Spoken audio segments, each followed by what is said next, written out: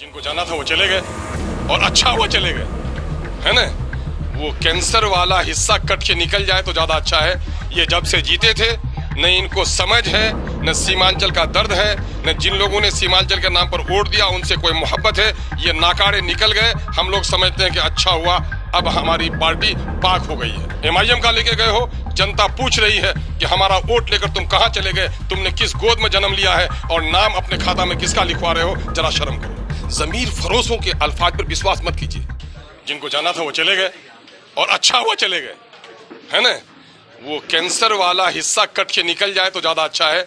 ये जब से जीते थे न इनको समझ है, न सीमांचल का दर्द है, न जिन लोगों ने सीमांचल के नाम पर वोट दिया उनसे कोई मोहब्बत है। ये नाकारे निकल गए। हम लोग समझते हैं कि अच्छा हुआ, अब हमारी पार्टी पाक हो गई है। और मामला ये है कि जिस पार्टी में गए हैं वहां जाके बोलते हैं कि हम सेकुलरिज्म को मजबूत करने के लिए आए हैं। मैं बधाई देता हूं, सेकुलरिज्म को मजबूत करिए आप, लेकिन अगर अखलाकियात कुछ भी जिंदा है, अगर राजनीतिक नैतिकता का कोई भी जुज बाकी है अगर, तो आपको यहाँ की जनता ने सरकार बनाने के लिए वोट नहीं दिया था। उस वक्त भी सरकार बनाने वाली पार्टियां यहाँ पर इलेक्शन लड़ रही थी। आपको वोट दिया था सीमांचल के नाम पर, बैरिस्टर असदुद्दीन अवैसी के नाम पर और अल्पसंख्यकों की एक राजनीतिक शक्ति बनाने के लिए।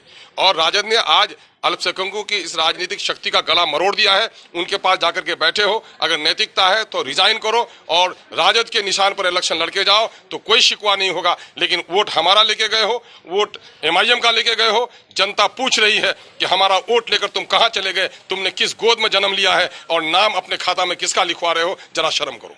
लालू यादव जी और उनके बेटे तेजस्वी यादव पे गंभीर हम तो गंभीर आरोप क्या है। सवाल ये पैदा होता है कि लालू जी को हम लोग समाजी समरसता, समाजी इंसाफ की बात करते हुए हम लोगों ने सुना है।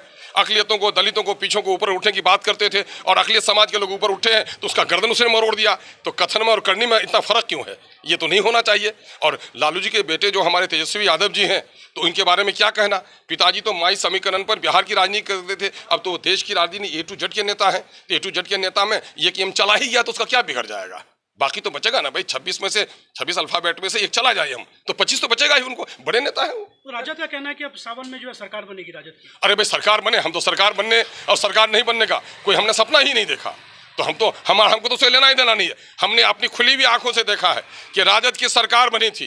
मुन्ना मुश्ताक साहब यहाँ से वजीर बने थे, सुलेमान साहब यहाँ से वजीर बने थे, इस्लामुद्दीन बागी साहब वजीर बने थे, 3 MLA थे उस वक्त किशनगंज में, तीनों MLA बने थे और उनके मंत्रालय के जमाने में सिवाय लाल बत्ती के झुंझुना के कुछ भी नहीं मिला था।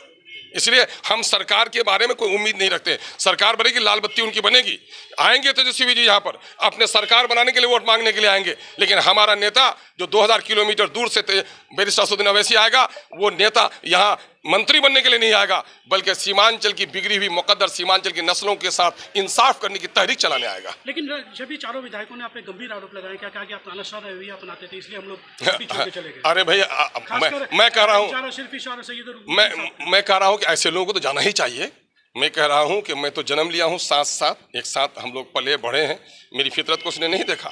अख्तर ईमान से जितने दबे कुचले लोग इतने आसानी से मिल लेते हैं, क्या कोई नेता है जितनी आसानी से मिल सकता है? उनको जानी थी, बदनीयती थी। जमीर फरोशों के अल्फाज पर विश्वास मत कीजिए।